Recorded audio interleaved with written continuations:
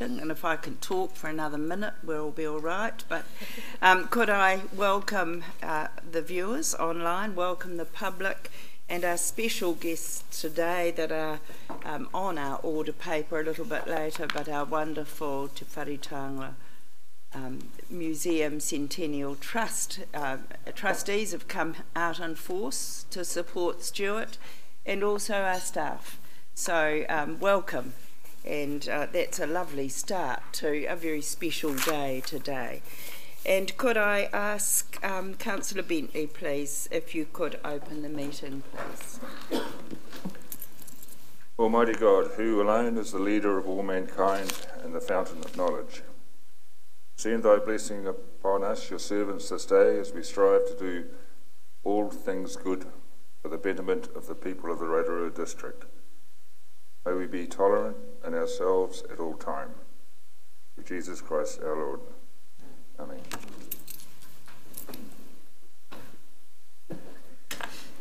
Right, I'll call for any apologies. I have noted apologies from Councillor Gould and Councillor Tapsell. So there are no further apologies, but could I have a mover? Thank you, that the apologies for Councillor Gould and Councillor Taps will be accepted. A seconder.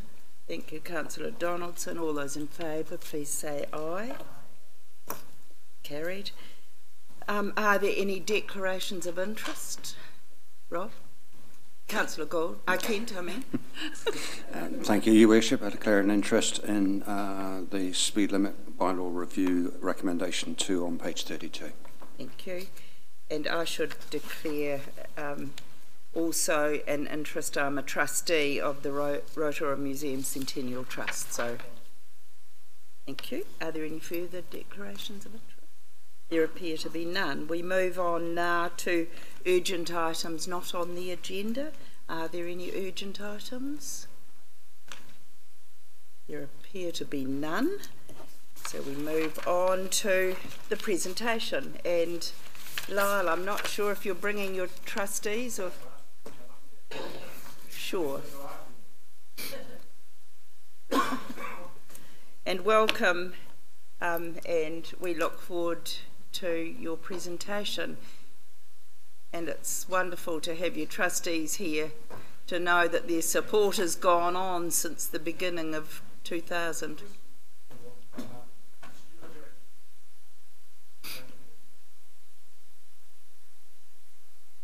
I like them to sit down. I'm sure they feel slightly silly.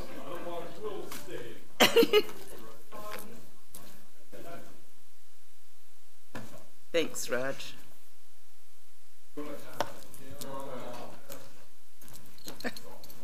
Oh, the green. We don't have this sophistication in Tauranga, I can assure you. Kia ora tātou. I ra rangatira mai, kui mai, koro mai, tēnā koutou, tēnā tātou katoa. Nō reira I māti atu te tau I whakakahei manaki, tēnā koutou, kia ora tātou katoa. I'm really delighted to be here today as the chairman of the Centennial Trust, and I think you know a lot of the trustees behind me, so I won't introduce them.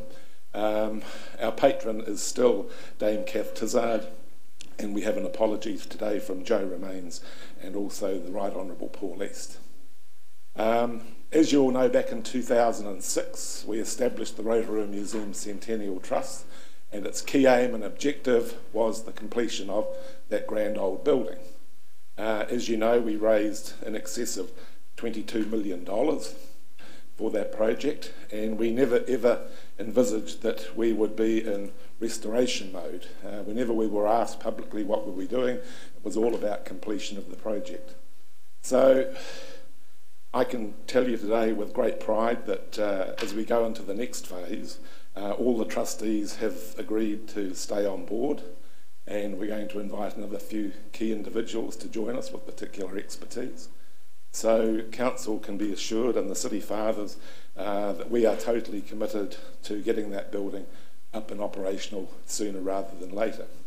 So that brings me to a small presentation, and the trustees met recently and we unanimously decided to make a small contribution to the Rotorua Lakes Council from the Centennial Trust, and I acknowledge you also as a trustee, Your Worship.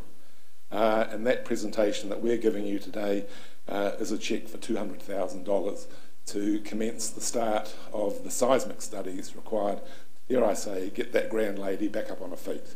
So kia ora tātou, and since you have a conflict, Your Worship, I will give the cheque to the Deputy Mayor. So.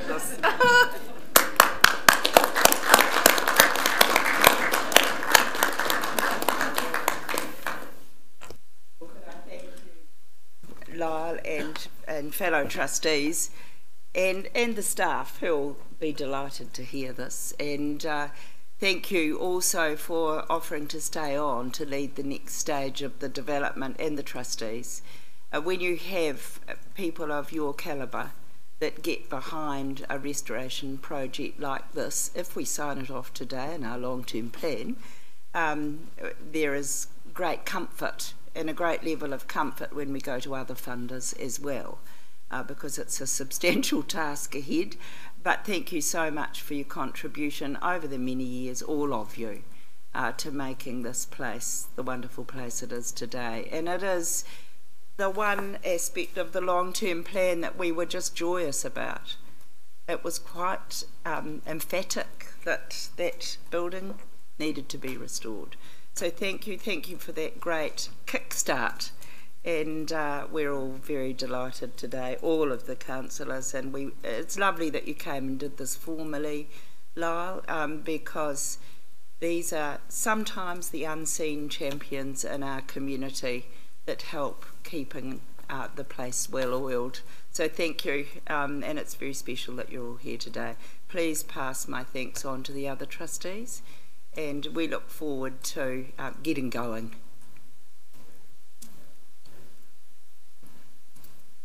I'm sure he knows his way out. Well, that's a lovely start to an auspicious day, really, with some very important decisions later in the day. Lovely, and the staff will be delighted. Wonderful, and the friends as well, which is another very large group that are very keen to get moving. I wonder if it's appropriate that Council move a motion of thanks to the trustees of the Rotorua Museum Centenary Trust for their kind donation towards the seismic study to get that building open. So I'd like to move that. And in doing so, their donation reflects the feedback we had during the LTP process, that this the wharetanga o Te Arawa is a top priority. It is iconic, and your involvement on our community's behalf is applauded. Whilst I realise you have to declare an interest, we're proud of the fact that you're at the forefront of ensuring that this this project is completed and we get the building open as soon as possible. So I'd like to move that way. I'll second. Thank you, Councillor Hunt. All those in favour, please say aye. Aye. Carried. Thank you. And we move now to the business of the minutes of the council meeting on the 31st of May. Do I have a mover and a seconder that the minutes of the council meeting of the 31st of May be confirmed as a true and accurate record? Moved by Councillor Rokawa Tate. Seconder, Councillor Sturt. Are there any corrections? No, we'll put that to the vote. All those in favour, please say aye. Contrary, carried.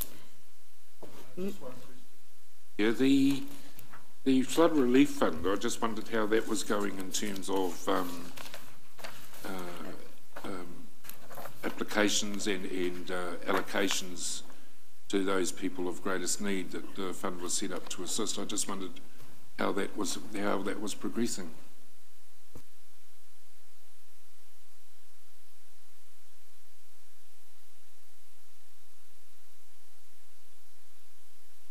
Of 4,000 and the Bay of Plenty Regional Council of 30,000, and we are now meeting, and the number of applications are coming in thick and fast now, and each little bit that we are distributing is going a very long way, and very, very well received. And I think of this morning, we the team are lifting the insanitary notices. I think it would be quite good to get an operational report through to council because they're moving very well, and I just think the team is going really very, very well in the recovery phase. And I heard this morning at an operational meeting that the Edgecombe flood relief process is completed.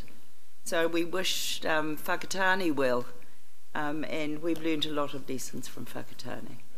Just think your comments are supported by me that a report come back through O&M because you know, a lot of school children out of their pockets, and different schools made efforts to make donations towards that relief fund, and I'm sure they'd like to be made aware that the fund has been spent wisely. And yeah, thank you. And the review panel have started their work, and there's a meeting at the Nongataha Hall, and so that work is underway independently of us.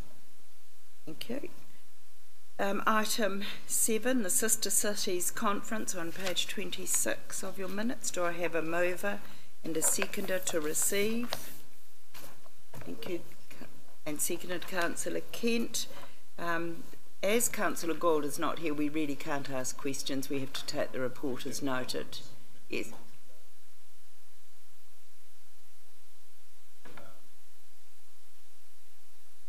Could you put your microphone on? Yep.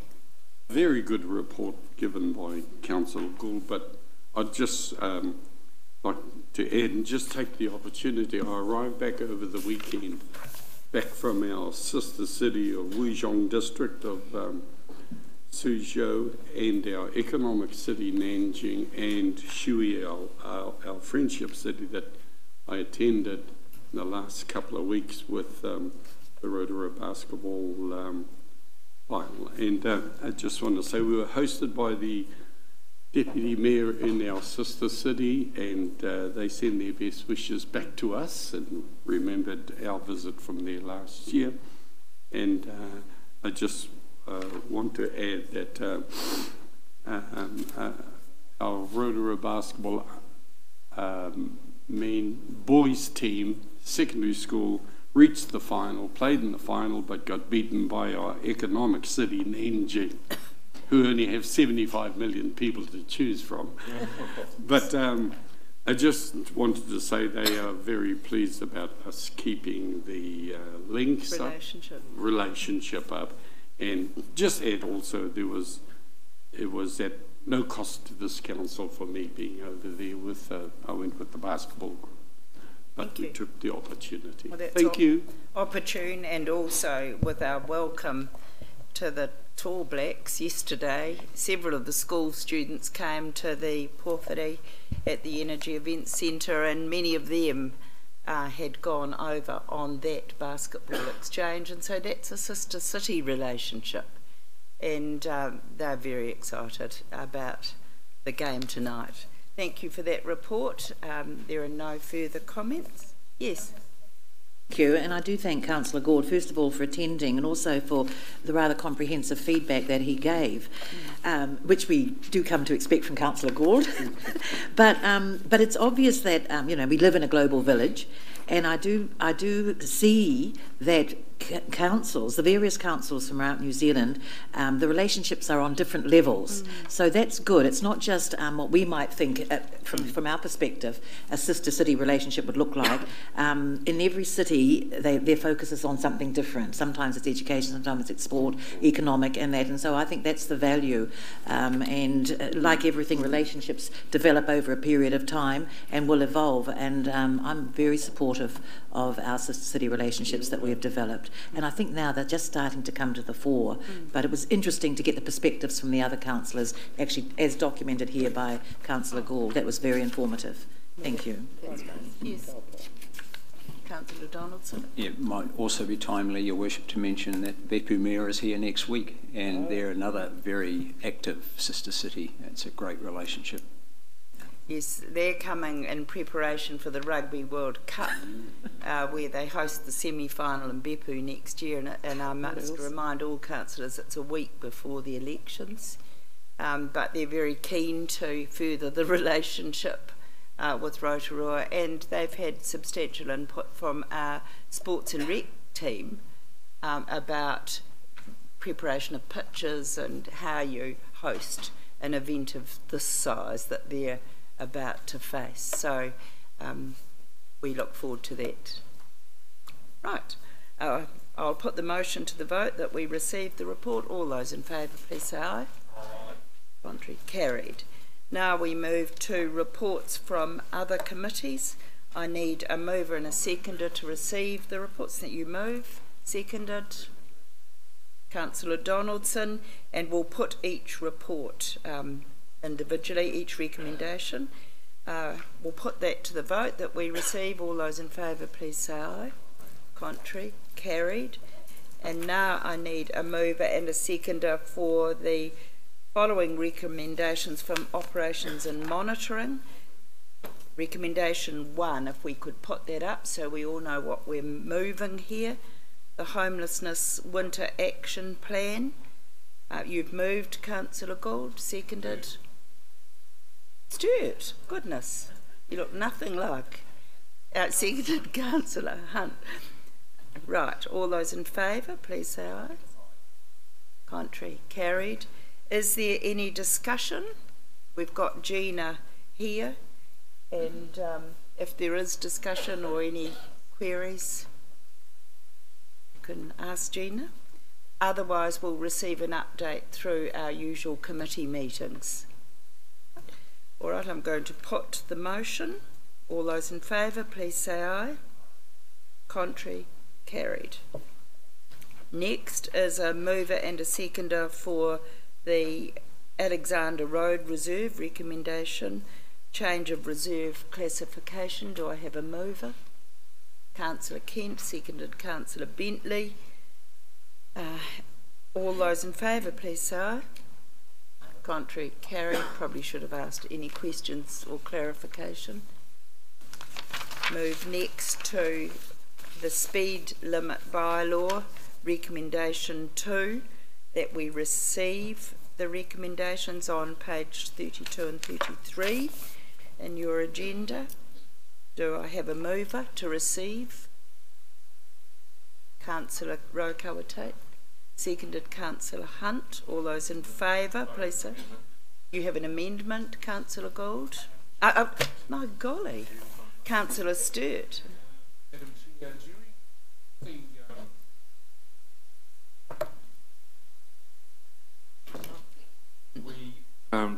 we've all had an email from Bryce Hurd, and during that review it was noted that the council officers proposed that 70 k's from Hemarana is a practical step to reduce the number of varying speeds from State Highway 36, which is the Hemarana State Highway 36, which is the road that goes to Karoa, right out to State Highway 33 at Mauria.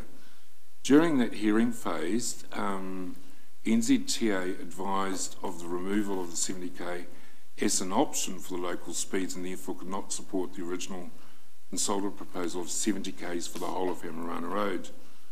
So, Madam Chair, in view of the consternation that Mr. Hurd raised in his email, I've spoken to the chairman of Strategic Policy in the Finance Committee, and I'd like to formally move that the speed review proposal from Hemarana Road, I've got a copy of this for you, Carol, that the speed review proposal for Hemarana Road from State Highway 36 to State Highway 33 be returned to the Strategy Policy and Finance Committee for reconsideration.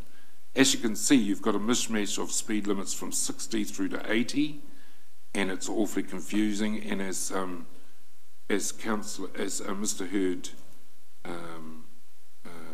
advised in his email, that the speed on Ferry Springs Road, which is a very strict built-up area of industrial right through Old Taupo Road to Malfrey Road, is 60k, and yet the nature of the road between State Highway 36 and 33, and he highlights in there that if the speed is adhered to by motorists, that the added travel time will be cause economic hardship. So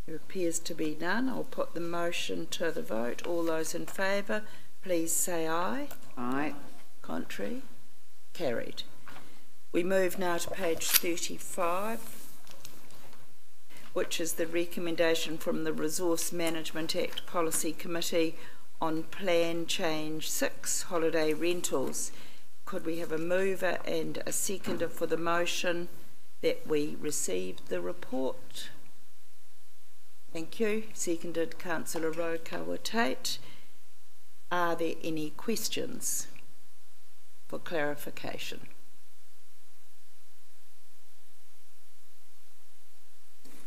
I've actually, Madam Chair, if I may, Yes. I've got a presentation just to show the committee on Plan Change 6. Thank you. Just for clarification, and also for obviously those for watching online. Oh, so could we just put to vote Yes. that we receive? All those in favour, please say aye. aye. Contrary? Carried. Thank you, Councillor Hunt. So we'll just wait for that to be loaded. Just as a brief introduction while that is being loaded, we are up to Plan Change 6, here we go, and these are the recommendations from myself, Councillor Kent and Gina Mohi from Te Tato o Te Arawa. Essentially, as you can see, there was a need for a plan change because there were some amenity issues that were facing our community, simply largely due to noise, car parking and the general amenity.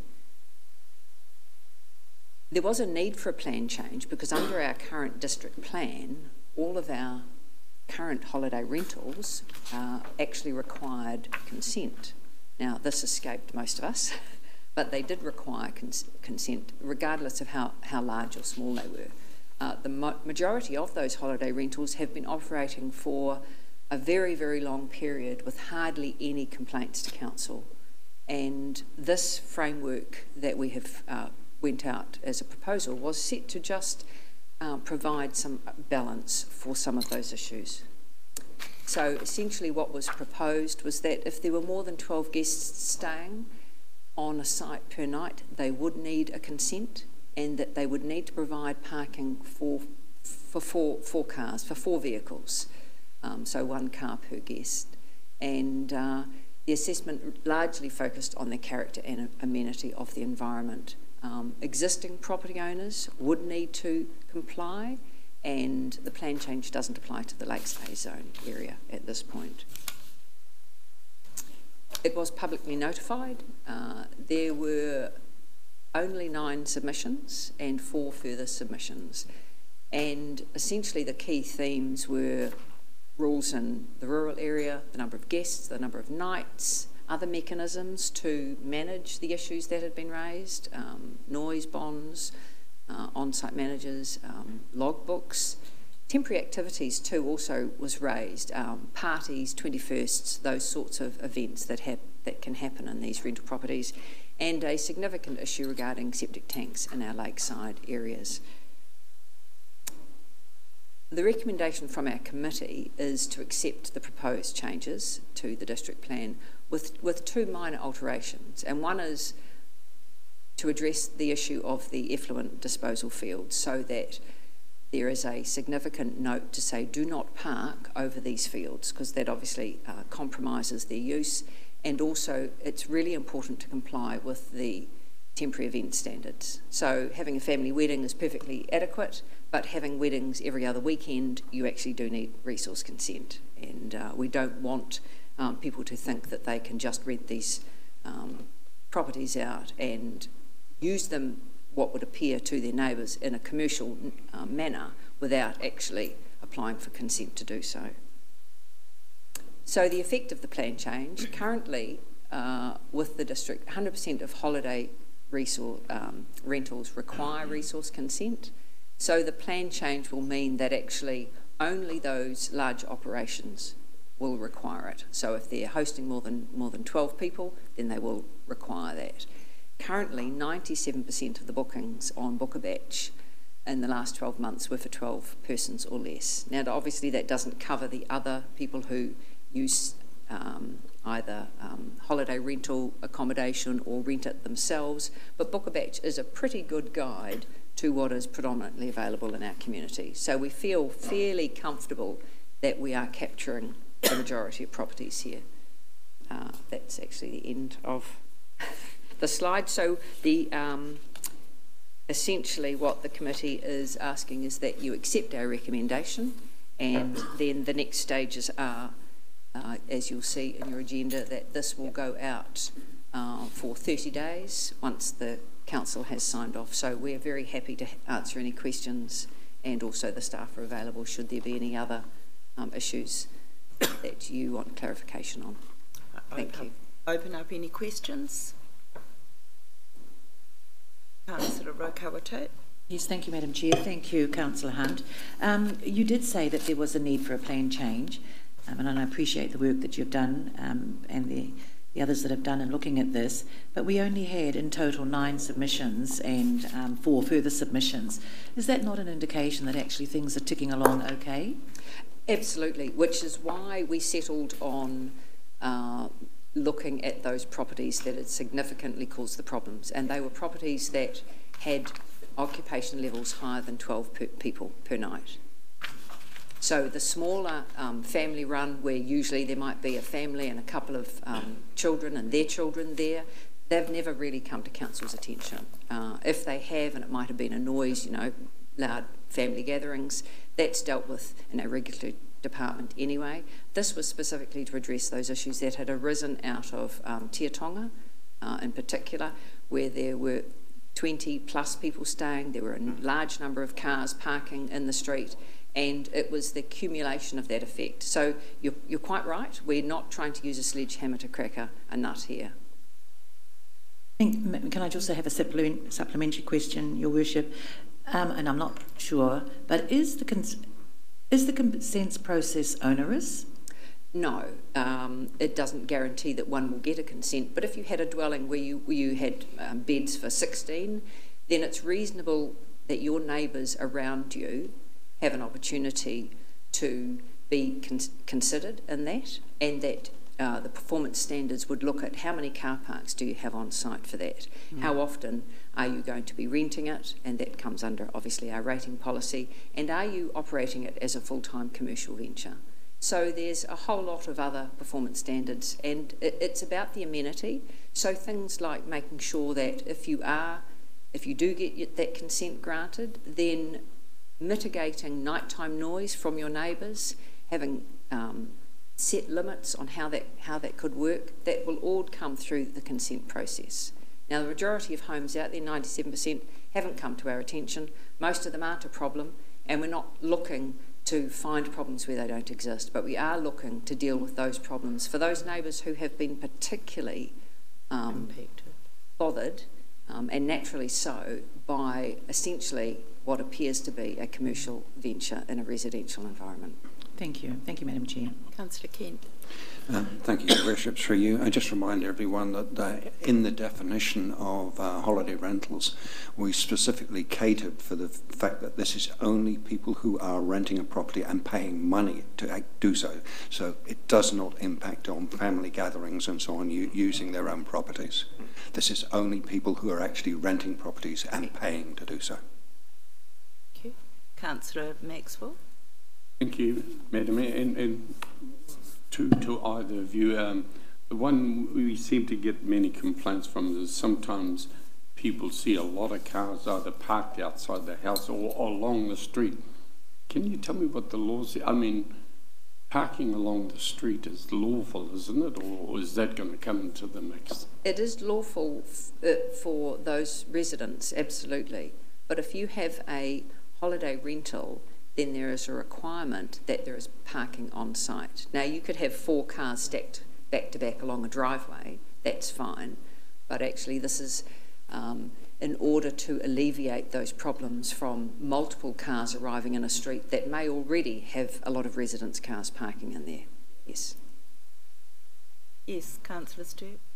Thank you, Councillor Hunt and Councillor Kent, for your input. In terms, and you said that 97% of holiday rentals don't come to the attention of council, which is great. The ones that do, though, obviously have the higher capacity. The capacity to, every weekend, either have a wedding, a 21st, or people can have a long stay of a couple of weeks. if people are coming from overseas to host them in that particular case. So I just wondered, are we going to is Council going to proactively identify these? Because already we have, I know of at least 3 that have been identified. But on the other hand, when the consent is applied for and you're planning an event in advance, it would be, and that's why in answer to your question to Councillor Kurokawa Tate, that if you're planning an event in advance, say you've got a wedding of 100 guests and there's accommodation for 30 people on site, you're going to get your consent in early and you get your liquor licence and all the other ducks in a row. So the holiday rental can be used for that purpose, but capacity is the area that was the major concern I was hearing out in the community, that a lot of people said that they bought in a residential set, not expecting a 24-hour hotel motel being next door to them. I think you've covered that in terms of the new bylaw, of the new district plan change. So I just wondered if you comment on a couple of those. The events issue is, one wedding is fine of lasting, so you may have an event like that and the event may last 28 days, so you may have one event. If you're having more events of that nature, then you need a consent. So that's not a given.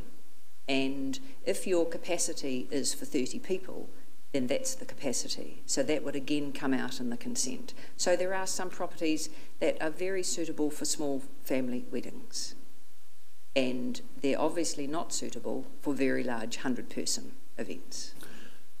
And that again comes out at that point.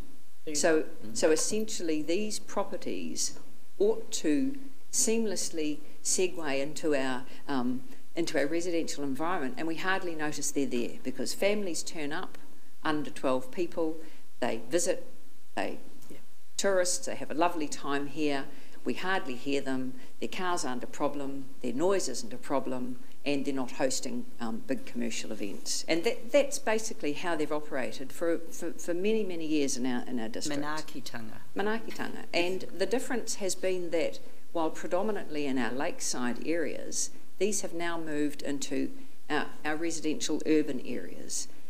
That doesn't mean to say that those issues can't be managed, but we're putting a fairly clear signal out there that if you're expecting to host more than 12, then you need a consent. And it's not a given to suddenly have events of the nature of big 21sts or weddings or those sorts of things on a regular basis. Yeah. Councillor Donaldson. Thank you, Worship. I do have a question, but just a couple of comments. I'm generally actually supportive of the recommendations of the RMA Policy Committee. I think that it's not too draconian at all, and I do note that the submitters who opposed wanted or felt that 12 was too high before a consent was needed. But I wonder if the committee turned its attention to the issue of contiguous properties owned by one person, which could accommodate in excess of 20 people, but individually were below 12. And I was called to one such property that was causing an issue for a neighbour who was a submitter. So I just welcome any comments on that aspect. It's a challenging aspect because each property is an individual property, and the issues that might arise from that, being noise and car parking, would necessarily come to a regulatory. So if anyone makes a noise, whether you're there on holiday or whether you live there, and it is over our noise regulations in our residential area, then anyone who is a neighbour has the right to and ought to complain and lodge a complaint about that. So we have to deal with those on a case-by-case basis. Looking at the number of 12, we did argue about whether it should be 6 or 8. Our B&B regulations at the moment allow 8 persons plus the hosts, which could be a family of 2 or a family of 4. One other council, I think it was Thames Coromandel District Council, went with 6, and that got appealed to the Environment Court and it got set at 12. So we felt we were safer sitting at 12, and many people, if they've got children and grandchildren, are already going to exceed six people. It happens in everyday life. So we felt that 12 was a reasonable balance to strike. Just make the point that whilst we can't capture separate properties adjacent to one another, because each of them is an individual and has to be treated as such, we do capture several dwellings on one property, because the limit of 12 would apply to all those dwellings on that one property. Your Worship. Just a minor point. Early on in the process, we were seriously looking at that issue of cumulative effect, one property, another. And Sigma, who wrote the plan change, proposed provisions that would have addressed that. But the more we looked at it, the more administratively difficult it would have been to enforce, because you would have needed to know who was already operating, who was there first, and you'd have to maintain a database over time. So when we looked at, yep, that could be a really good provision, but how would council administer that? We crossed it off. So yeah, it's a good point. Thank you for that answer, Your Worship. And look, I'm happy to move 2, 3 and 4. I think I note that it goes out for further consultation. I'm sure there'll be some further submissions. On from what you've just said, in Patawai Road, a lakeside property is owned and it can accommodate more than 12 people, but they've got 2 holiday rentals behind. So what you're telling me is cumulatively they can have 36 people at those 3 properties, and that's where some of the issues arose, was that volume of people in a residential area all culminating in a 24-hour party on a lakeside in the middle of summer, which was absolutely delightful. It wasn't much like heaven for the neighbours. So this, you're saying that will carry on? What Councillor Kent mentioned before, where you have more than one property on one site, it's the number on the site. I had a look at that one. I think it's a cross lease, which will make it complicated. I think, but yeah, sorry. But irrespective of that, you've got noise considerations, so you've still got to comply with the noise rules, and you've still got to comply with the special events. Thank you, and also point out that where you do have adjacent properties that are operating as holiday rentals, each of them has to comply with the standards that we've laid down to be an approved, permitted holiday rental. In other words, they've all got to have sufficient car parking. So you can't get an accumulative effect of cars building up in the street and so on, because each one of them would have to have the provisions that we require for them to be a permitted activity. Otherwise, they have to have resource consent. Just one final thing. There was a submission from the rural area wanting different rules for properties out there. For simplicity and ease of using this plan change, it was decided that actually there was not significantly different issues in the rural area, and it would be too hard to manage with how close the property is to a boundary. So the similar issues could be, effects could be felt, and the committee decided that actually it was easier to manage and easier to understand for all concerned.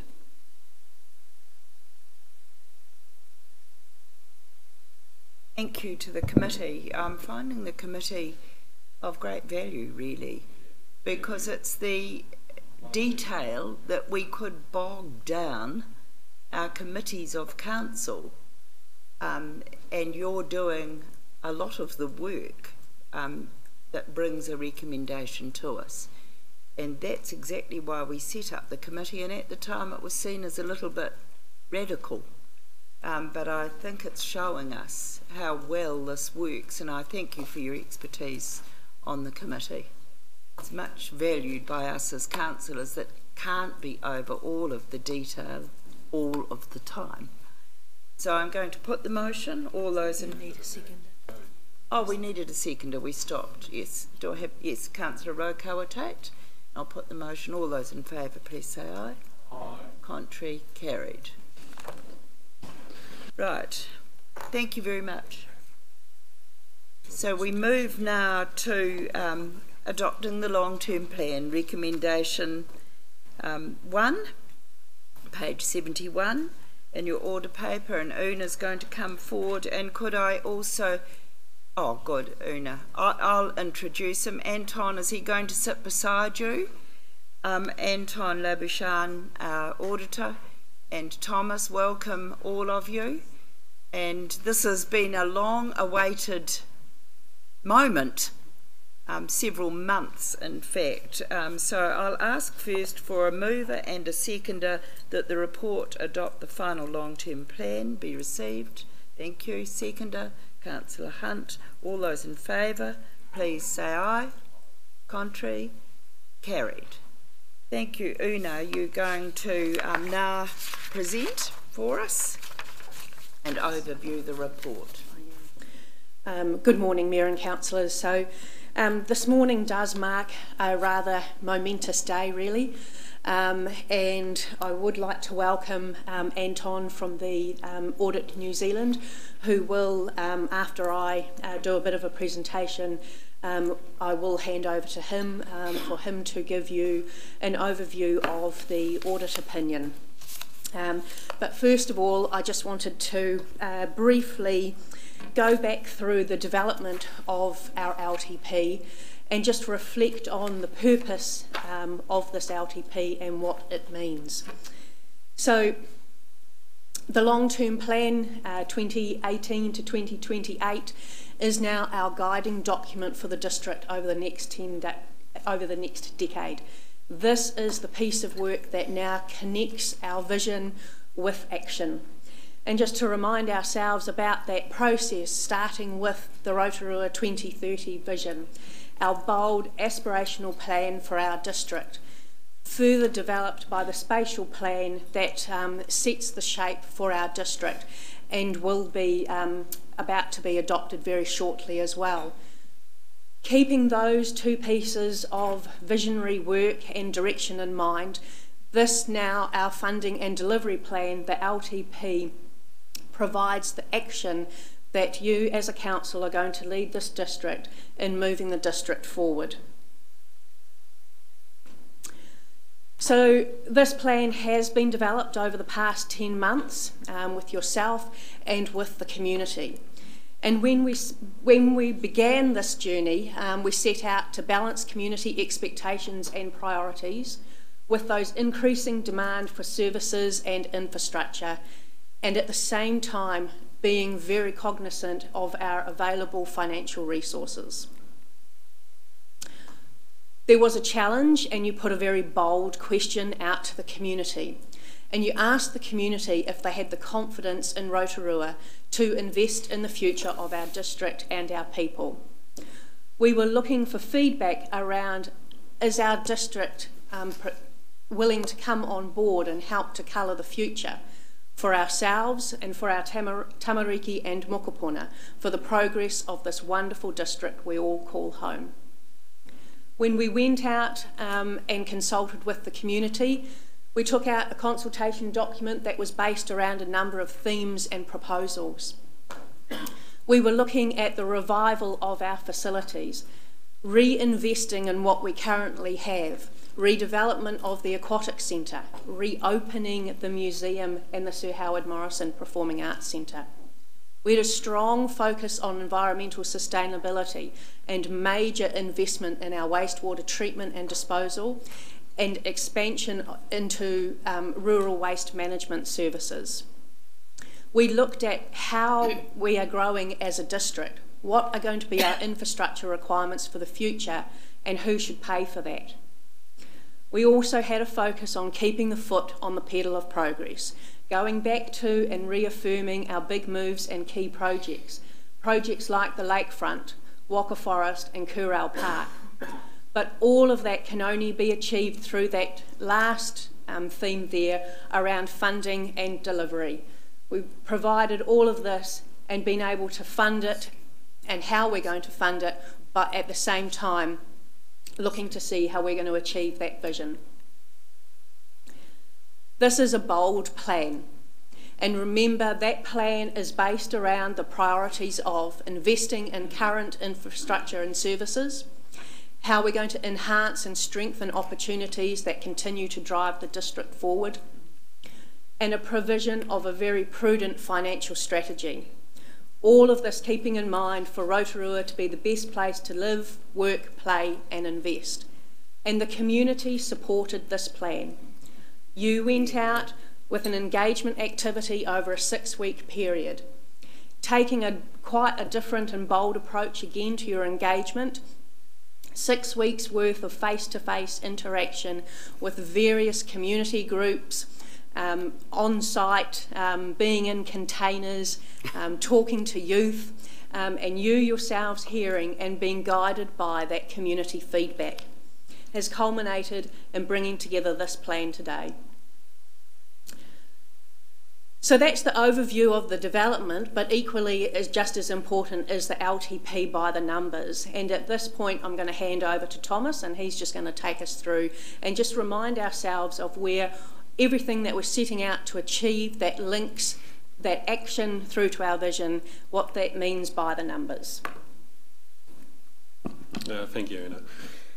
And I guess, councillors, the financial strategy does really provide an insight into that. So if you recall back to the 2015 long-term plan, that was a long-term plan that was based on austerity, and it was based on probably the issues that were happening at Rotorua pre-2013 and looking to remedy them.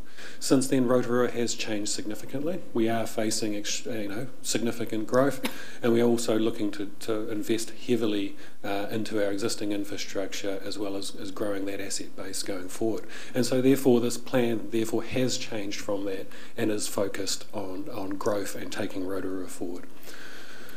Part of that is recognising that we do have a heavy reliance on rates as a council compared to our peers, and as part of those workshops and that process we went through, we are looking at ways of growing non-rates revenue. Part of that is obviously growing our ratepayer database to help spread the burden of rates over a growing community. The other one was looking heavily at our fees and charges and making sure that users were paying their fair share. Looking at introducing development contributions in about 3 years' time, and that's recognising that Rotorua will go through some significant growth, will have some infrastructure needs as a result, and therefore though that's a mechanism of paying for that going forward. And the other one is partnership funding, and that's looking at some of our big key projects that are having a significant impact on Rotorua, as well as obviously our infrastructural needs, and looking and partnering with other entities and delivering that. And 3 examples of that would be the lakefront, the Waka Forest, and also the skate park as an example of how we're approaching those. I guess LTP by the numbers, being a numbers man, rates increase in year 1 is an average of 5.7%, so just recognising that it is a year where the capital revaluations are taking effect, so therefore the average reflects that individual properties will have a differing number to that based on what's happened to their capital revaluation. Capital investment of 468 million across the 10 years. Roughly 50% of that is reinvestment back into our existing infrastructure. 40% is improving and growing, and particularly around the wastewater networks, roading, core infrastructure, and debt across that 10 years would therefore increase by 58.5 million. And I'll just go into a little bit of detail just on each of those, just to remind ourselves as to how we've got about this. So the Capital Works program is significant. It is significant, as you can see, in the first 5 years. So it's recognising that the district has some unique challenges that really need to be remedied early on. And the majority of that, as you can see at the front end, is what we call levels of service improvements. And if I was to talk like a common person, and that is effectively meaning fixing the museum, fixing the Sir Howard Morrison Performing Arts Centre, upgrading the wastewater treatment plant and getting out of the forest, finishing the Rotorua sewerage scheme, and looking at a Tarawera scheme as well as expanding our water supply. Those there are the main clusters of what is driving that heavy capital investment up at the front end. How do we fund that? Obviously, we fund the renewal of our existing infrastructure from our operating revenues. So that's how we fund depreciation. So the ongoing maintenance and replacement of existing assets are funded from operational cash flows, but it also recognises that with that heavy investment into improving our levels of service, all those big items, that we will have to find alternative ways of funding that. And in this way, we are using debt. And we recognise that debt is the best way to fund these activities because they are obviously long-term, significant infrastructural projects that have intergenerational benefits, and therefore debt is that mechanism of spreading that cost across those generations. At the halfway point of the development of the LTP, just before we went out for consultation, you'll recall that Fitch Rating did come in and reaffirmed Council's credit rating. They did that by looking at the draft proposal that went out, and obviously the final proposal is not that far off what went out. And effectively, by retaining our credit rating and then reviewing it, they effectively did endorse our plan as being fiscally prudent in doing so. So that was, I think, a good achievement with regards to that process. Where does debt fall? If you wish me to slow down, Your Worship, I recognise I sometimes talk fast. One of the questions sometimes is, why are we borrowing? And sometimes we hear awful things like vanity projects and those forms in the past. This graph here represents where the borrowing falls across the 10 years. And if you look at probably the three big slices of the pie, which make up over 75% of the borrowing, they are core key infrastructure projects. So sewage obviously is nearly 50% of our borrowing across the 10 years. Stormwater and reinvestment in improving our stormwater network, and it's probably timely in light of the events over the last few years. And the water supplies is the other one. You then can add on a couple of other things like the aquatic centre, the museum, roading, and by far nearly all that borrowing is on what we would consider therefore key core infrastructure, and that is in effect what is driving our debt going forward, and as a result will also have an impact on rates going forward as well, which I'll explain shortly. Ultimately though, our debt is tied to, I may have gone past the slide, tied to our income and our ability to rate. Obviously our debt is not secured against assets because we aren't in a position where we can sell assets.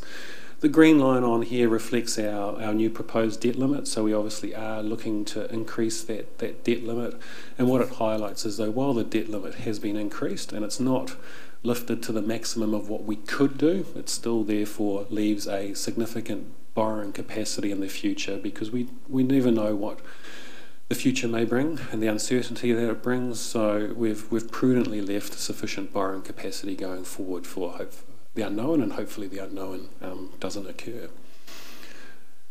And when you compare it to how many people compare their debts against household income, at the start of this plan, we've had about 83–85% equity in the assets, in the community assets. And while we are looking to borrow and while we are investing heavily across the proposed 10 years, we will look to maintain that equity as well. So it just highlights again that borrowing is going into our asset base and our infrastructure. Rates. So that is that other mechanism. So obviously the flow-on effect of that heavy investment into CapEx means that we need to fund interest and we need to fund depreciation, and that depreciation therefore looks after those assets going forward. And so therefore our rates in particular for the first 5 years will track slightly higher than the rate of inflation because it's in recognition therefore of that investment and the increase in revenues that are needed to support that investment. So year one proposed is, well, it's not proposed anymore, is 5.7. Again, be aware that when the district goes through a capital revaluation, and many people are pleased with what the impacts of those are, and I recognise as well some people it causes problems as well. The district grew from roughly 12 billion in capital value to 16 billion over the last revaluation. Unfortunately for us, half that increase fell on residential, and of that increase, the majority of that fell in the lower to mid capital value range versus the high. So therefore, when we reapply that and redistribute our rates, you have impacts of seeing rates shift more or less than the average, and it's important that people recognise that. As part of the work, though, that we did in the workshops, we considered affordability as one of the critical things that we needed to take into account. We know roughly where we sit against our peers, and we are therefore mid-pack overall, but also the burden of where that increase falls was of great priority and concern to Council, and we tried to spread that as fairly and evenly as we could under the circumstances. With that, any questions, Your Worship? Right, we'll open for questions. Councillor Sturt. Yes, for you to Una, I just want to congratulate the team on your efforts, the way that this has been presented, the graphic design, the way it went out to the community as certain, and the engagement mechanism you created, Una, I think was your brainchild, has proved a real winner. One of the things that really alarms me is that there are critics out there who say that debt in the Rotorua District Council is out of control.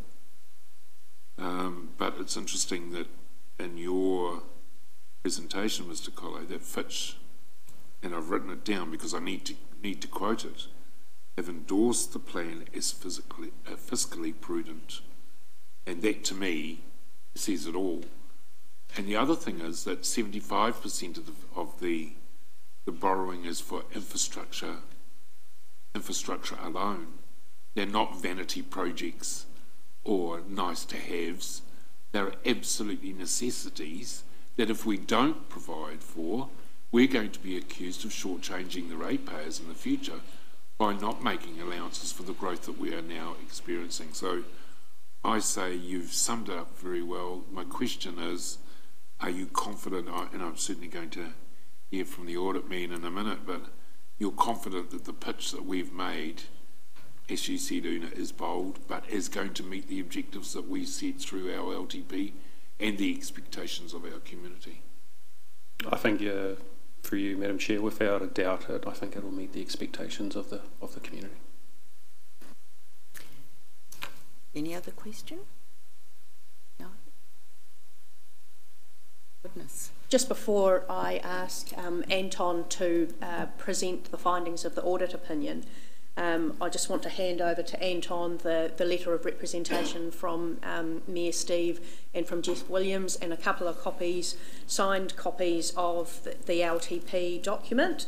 It's just a bit of a process thing that we have to undertake.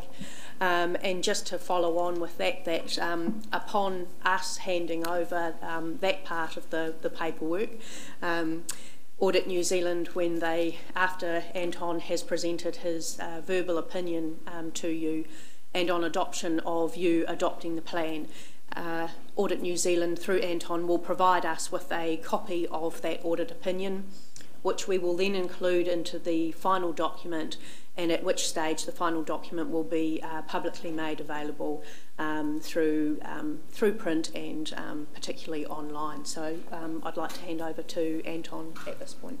So, did you have a question before? Well, yeah, just want to follow on from what Councillor Sturt and also commend Una and the team for the way in which our long-term plan was handled this year, and we don't get to do this again for quite some time, but I thought it was a new way of doing things, and it was and you had the four-letter word up there, bold, and it was bold.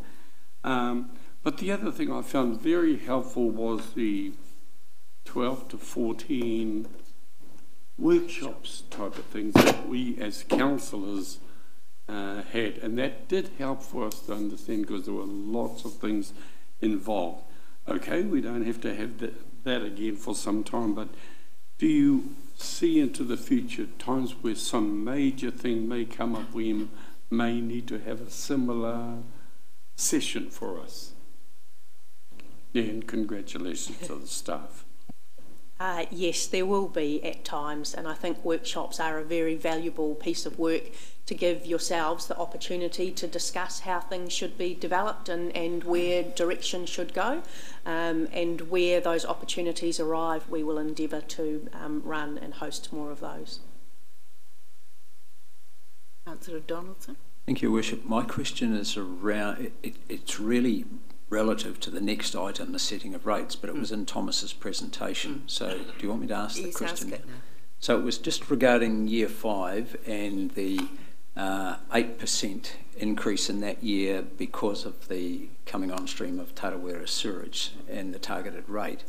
So that's the targeted rate for the operational charge and the funding of depreciation, is that correct? And so can you quantify that in a dollar figure, because it's a flat rate across properties, is my understanding, and that will come on with every new sewerage scheme that's built. We've already incorporated that for East Rotorua Road and Mar, but if, for example, Mamaku or Rotorua or any others in the future? Yes, so for you, Worship. The reason why it stands out is that discussion around and the funding of how we've proposed to fund it, and that it's a one-off big capital rate at the start rather than spreading it over the 25 years. It also recognises, though, that while that is our intention, that we are working with that community on seeking alternative funding and different models as well. So, so please bear in mind that we've reflected in that the fact that we are looking to get it all up front. However, the future may bring something slightly different. Yep. Very good clarification. Are there any more questions first? Or yes, Councillor Rotorua. Thank you, Madam Chair. I was just wondering, Thomas, next year we're looking at a rate review, and I was just wondering what the likely impact of that might be on some of the figures that we've got before us in terms of rate increase at this point in time. I'm really just a little bit unsure about what that might be. Thank you. We all know. So Councillor, the rate review will unlikely change the overall rates increase that we'd be looking to get, but it may change the way that it's collected. So the rating review is more around how we fund our activities. So unless there's a significant shift towards being more user pays on an activity, we'd still look to collect a similar amount of rates, but it may be via more targeted rates or so forth. Just key though that the year 2 proposed rates increase at the moment is purely driven off the level of capital spend. So obviously that if there, in the off chance that there are delays or things change in that mix, then that percentage increase may decrease as a result of that as well. But that's more likely than the funding review impact.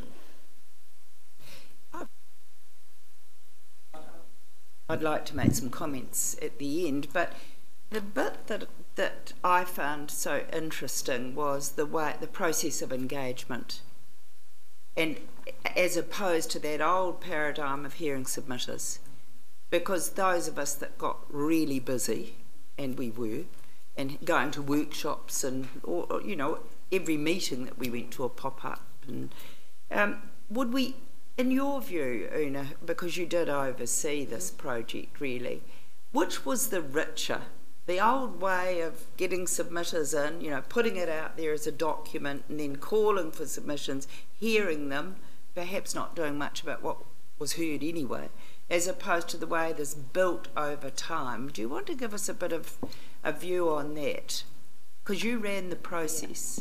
My view is that we definitely have a much higher level of engagement undertaking a process that we did through this mechanism.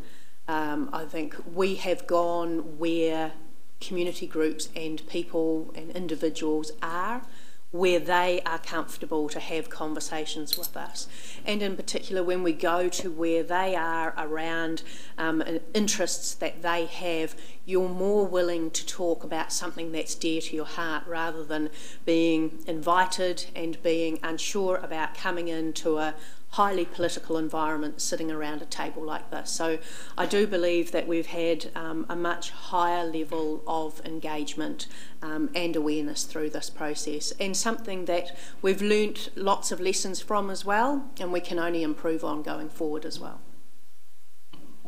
Okay, yes, Councillor Rukawato. So say in supporting the community engagement strategy that we've undertaken, it gives the community an opportunity to engage with councillors as well in a far more meaningful way than sitting here and, you know, I mean, I've chaired them and you allow them 2 minutes or so to ask a question and respond. And that's where I think the real value of the community engagement strategy has been, in the active engagement of our citizens, of our community with us in you know, getting some information and the opportunity for us to ask more type questions in a more relaxed manner as well. I think that's been really very beneficial. Councillor. Can we keep the orange? Yes, you can keep the T-shirt. Thank you, Madam Chair. I'd just like to support that. I felt that, having experienced both submission processes, that this allowed for a far broader cross-section of our community to speak, and it allowed those members, young and old, to speak about the issues that were important to them.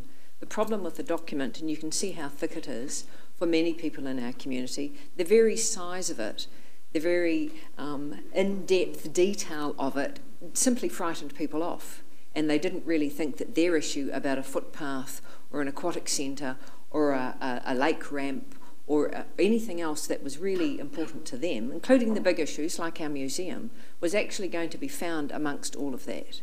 And so many people over years have never submitted. We had a core group who did, and many of those came to the workshops as well. And that provided an opportunity for them to hear other people's views around the table. People in the community, I saw people at our workshops and our pop-ups and the places we went to. Mamaku was a classic. These were people I had not seen at any other council event or any other submission process. And for me, that's the sign of a very healthy community, because we've got people who are new, who have moved into an area, who are willing to engage because they felt safe and they felt comfortable. Many don't feel that walking in here simply due to the formality of where we sit. So I completely support that change, and I think we're the better for it. I'd just like to add one. This is the most beautiful document that we've produced. So those who do wade through it, and certainly the copy we have had to look over, it makes extremely easy reading. It puts the information that you want at your fingertips, so it's a very, very user-friendly document, and I certainly think it's the best one we've ever produced. You were going to report, but thank you for giving us that time.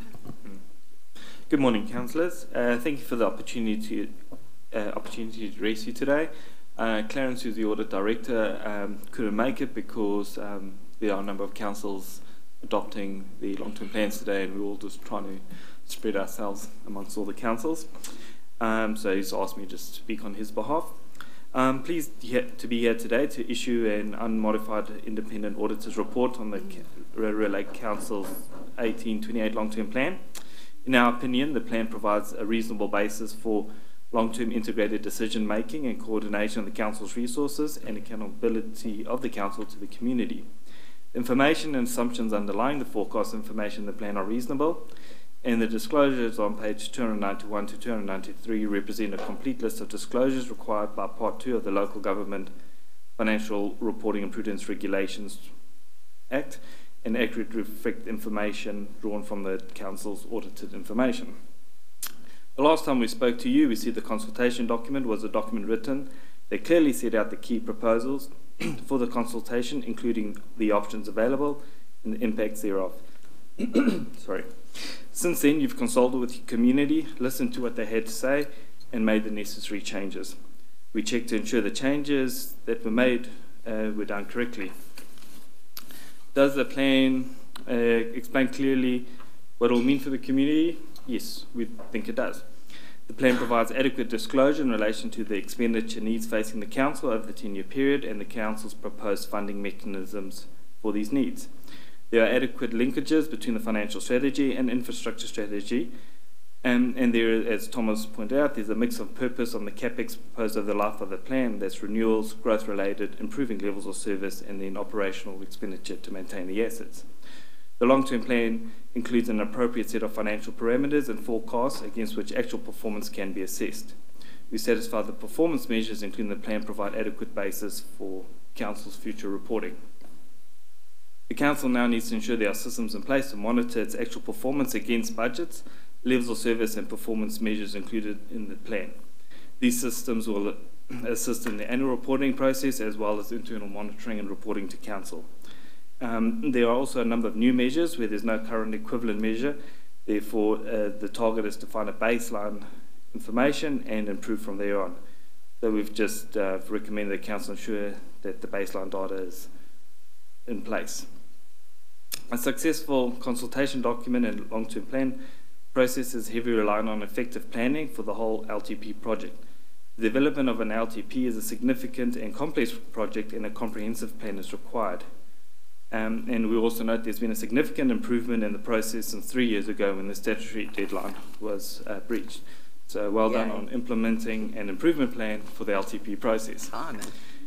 Having a supportive management and involvement of elected representatives is a critical element to the success of the project like this, and which this has been the case here. And finally, I'd like to thank Una and Thomas and the rest of their teams, and I know there's a number of other people, for their assistance and efforts at getting to this point in the process. That's it. For that, Anton, and that's amazing. But I also like the fact that it was on time. I congratulate our team for that. And there's some very rich comments in there that we will appreciate, and the community will be reassured by. Are there any questions of Anton? Una can't take the smile off her face, and neither can Thomas. Relief. Okay, well, before I want to put this, I just want to make a couple of comments myself, because this process is a long process, but I have to say I've enjoyed it. And I think it takes us very clearly from what was a start of our Vision 2030 of austerity, and we're now moving clearly into confidence. Confidence in ourselves, confidence in the staff, and that will give the community confidence, and we can only go ahead from there. I really like the fact, and I still see this as a $468 million investment in our community, of which 80% of that investment is made up on core infrastructure, the stuff that we should be doing, and we are. And I think that is a wonderful emphasis in this long-term plan. I loved the process. I really enjoyed it. And I want to thank those councillors and community board members who came out with us, and the staff that spent hours of work supporting us going out, engaging with the community. I am slightly sad that everybody doesn't share the love of what's going on, but it was an exciting process, and thank you those of you that were so involved in this. I like the partnership aspect, and we're going to clearly see that as we saw with the museum this morning. I love the investment of that 53 million into these major projects of the museum, the aquatics, Sir Howard Morrison. These are the things that really got the community engaged as hooks into what we're trying to do here. Thank you, Anton, for saying it's financially prudent. Signed off by audit, on time. I wouldn't put that on time. I'm really thrilled about that. And reviewed by Fitch. That puts to bed those that really do criticise that we're not following financial prudence. And the other aspect that we'll get to next, but rates, Thomas, thank you for trying to find that pitch of affordability, because every councillor around here and the Rural and Lakes Board and Te Tato were very keen that we tried to get the right mix there, and that made Thomas lost many nights' sleep, because we asked him to go back and make sure we've got that spread right. I believe, and I don't compare around us, but we've kept, you talked about the sort of middle of the field, but I think for us, we've certainly kept ours to a moderate level. But it gives me the responsibility to work with local government New Zealand on looking at other tools, because we need other funding tools for the sorts of things we care about wanting to do in our community. So a lot's gone into this, and we've got a fabulously clear direction. We know what's needed, and we heard a little bit from Anton about what he wants to see. We know this is a plan that's going to make a difference for our community. So I thank you, team. It's been a long process. It's been a really interesting process. It's been a different process from even when we engaged in 2013. It's been innovative, but we've done it our way, and we've come up with something which is very enduring, and I congratulate you for that. I can't wait to get on with the big moves now. Yes. Thank you, Your Worship. Your Worship, I just would like to add that I think our long-term plan does reflect your leadership. It is always future-focused. It is always believing that we can do things differently and do things better. And our plan is actually a reflection of the leadership that you exhibit daily, 24/7. So I, as a councillor, am proud to sit here to support the plan and to support you in your leadership of our city and district. Thank you. It's done as a team, but thank you for that, Councillor Stewart. I didn't want to understate, but I thank you, Anton, for your consideration to see the word that made Una spark straight away with it being unmodified. It's a huge achievement for the whole team, headed by these two people here, but many, many people behind the back room, and a lot of political involvement, as Metapeka said. So thank you for your input and the working relationship, the sound working relationship you obviously have with our staff to get the right result. I too want to endorse Councillor Aikawa Tate's comments regarding yourself, Your Worship. We've had a few hiccups on the way. We had earthquakes that we didn't pray for, but they arrived. We had the Sir Howard Morrison, I nearly said quartet, Performing Arts Centre, not fall down round our ears, but we saw it as an opportunity with the earthquake strengthening that was required to create a better facility and up the standard of service. But I also want to share Councillor Aikawa Tate's leadership aspirations with that of Chief Williams, the leadership that he's allowed to come forward to produce such a plan that has been endorsed by Audit New Zealand, but where he allows his staff to go in the right direction that he wants to go in, that he sees, and he's like setting a pigeon free compared to what we have put up with prior to 2013, where it was always augmented, orchestrated, and we had to do this, cross the I's, dot the T's here. You've actually given the staff their wings and what they've produced, and I agree, it's probably the best long-term plan that we've. And I'm not back rubbing myself. I'm saying to those that have put the grind in, have worked with Audit New Zealand, it's been endorsed by them. Congratulations to you all, and to you, Jeff, and the team, and to Stevie and your senior management team. Congratulations. Right. Oh, Councillor Donaldson. Thank you, Worship. I'd like to move part 2 of recommendation 1, and just in doing so make a couple of quick comments. I think the plan is a very well balanced plan, addressing the reviving of our facilities, and we saw that demonstrated here today with the passion of the Museum Restoration Trust, and we've felt it in a number of other forums, the Aquatic Centre, how passionate people are about that. So, you know, restoring the Aquatic Centre to a fit-for-purpose state, and also the Sir Howard Morrison Performing Arts Centre. We know the passion the community has for that. In terms of keeping the foot on the pedal of progress, we are in a growth phase. The stats don't lie. So our economy is performing ahead of the national average. And I know that there are a couple of economic impact assessments that I'm party to that will be coming before Ops and Monitoring in the near future that will confirm that. And for me, that gives further confidence that we're on the right track, that there is future growth ahead of us, not just the growth we're experiencing now. both in our population and our economy. And certainly the Tourism New Zealand forecasts out to 2024 support that as well. And financial prudence, it's all been said, so I'm happy to move part 2. Thank you. Second. Well, I'm going to put the motion to the vote. All those in favour, please say aye. Aye. Contrary? Carry. Please record my vote against. And do we get a chance to actually say something or not? Of course.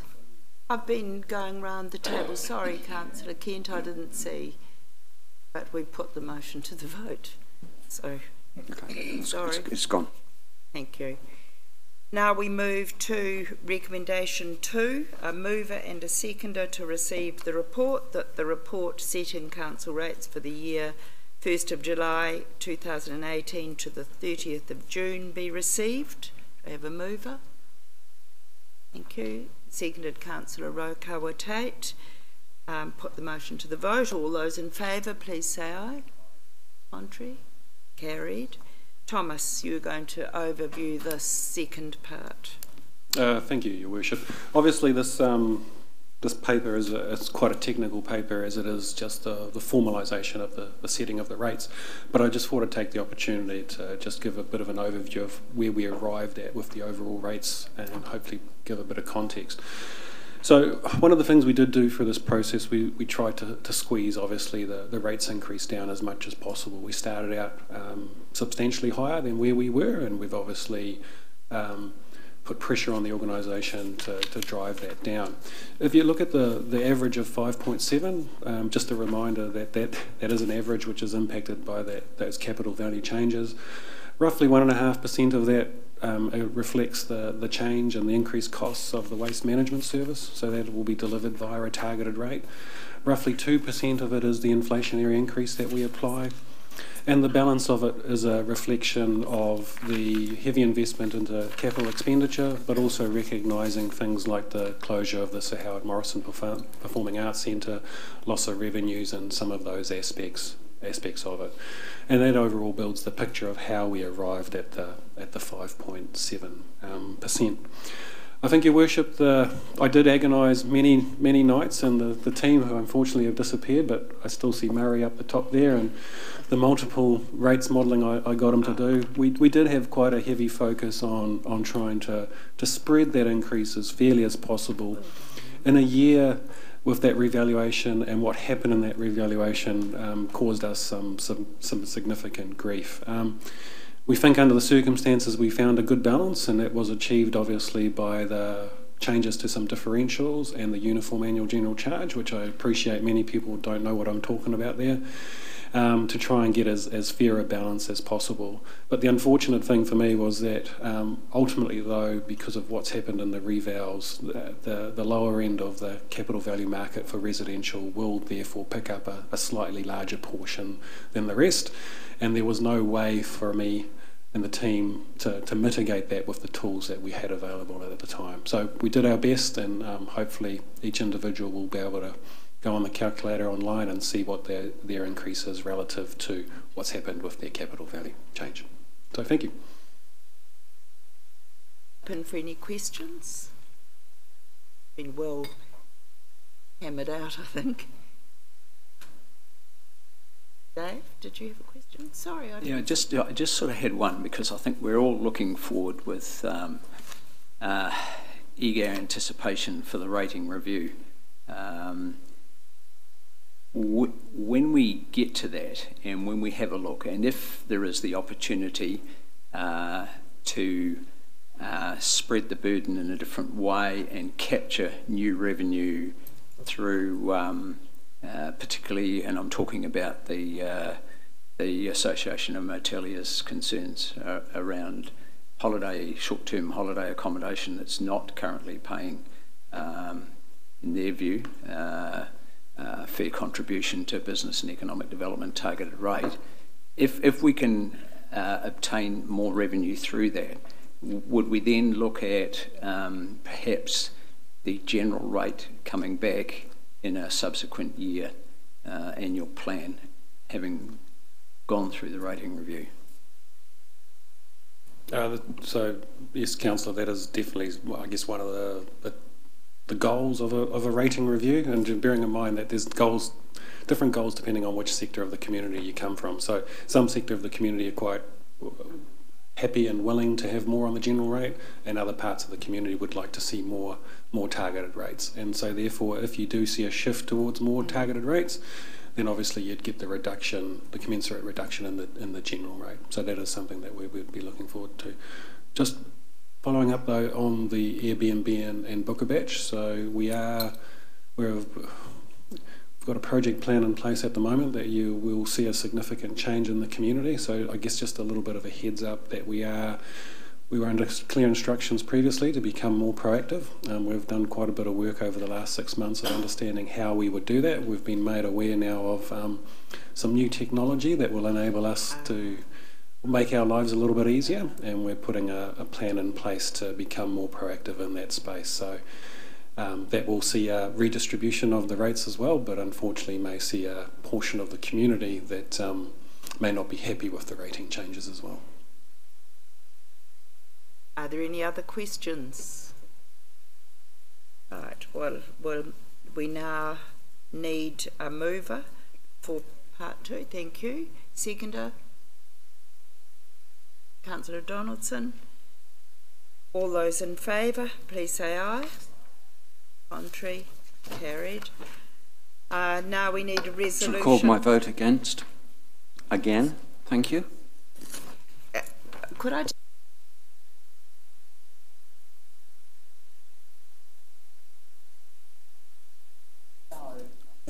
It is a matter of meeting procedure that once a motion has been proposed and seconded, there is opened for debate. You have failed to do so.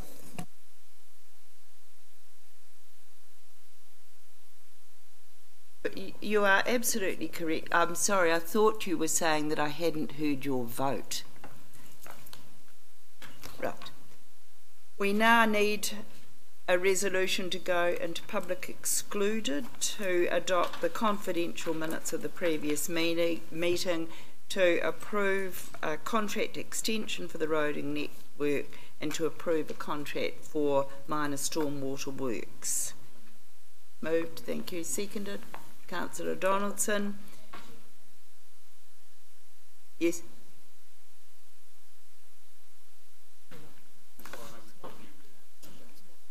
No, it's not just minutes. Yeah, thank you. So I'll put that motion to the vote. All those in favour, please say aye. Contrary, carried. Yeah, we'll have a short break.